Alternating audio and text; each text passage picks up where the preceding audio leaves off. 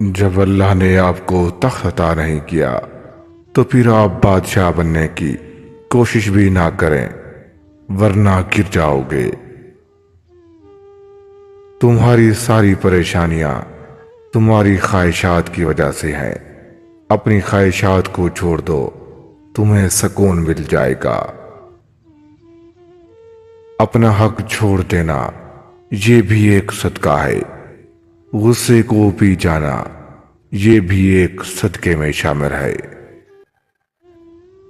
جس چیز کو تم اچھا سمجھ رہے ہو سکتا ہے وہ تمہارے حق میں برا ہو، اور جس چیز کو تم برا سمجھ رہے ہو سکتا ہے وہ تمہارے لیے اچھا ہو۔ اگر اپنی دنیا اور آخرت دونوں سنوارنا چاہتے ہو تو اپنی زندگی حضور پاک صلی اللہ علیہ وسلم کی زندگی کے مطابق گزارو۔ تم زمین پر نہیں رہتے، تم اس پر گزر رہے ہو۔ اتنا جھوٹ مت بولو کہ تمہارے سچ سے اعتبار اٹھ جائے۔ ہر حال میں اللہ تعالیٰ کا شکر ادا کریں، مشکل میں ناشکری نہ کریں، بس یہی انسان ہونے کی دلیل ہے۔ جسمانی بیماری اور مالی نقصان سے پریشان نہ ہوں، یہ ایک قسم کا صدقہ ہے جو بڑی سے بڑی مصیبتوں کو ٹال دیتا ہے۔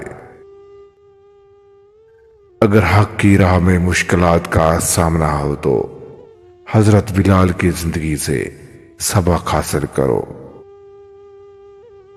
دو لوگوں سے ہمیشہ بچ کے رہیں، یہ تمہارے لیے مصیبتوں کا گڑھا کھودنے والے ہیں۔ نمبر 1، ایسا انسان جو تمہارے اچھے وقت میں تو تمہارا ساتھ دے لیکن تمہارے برے وقت میں تمہیں اکیلا چھوڑ کر چلا جائے۔ نمبر 2، وہ انسان جو تمہاری غیر موجودگی میں تمہاری غیبت کرے، تمہیں برا بھلا کہے، حالانکہ وہ تم سے فائدہ بھی اٹھا رہا ہے۔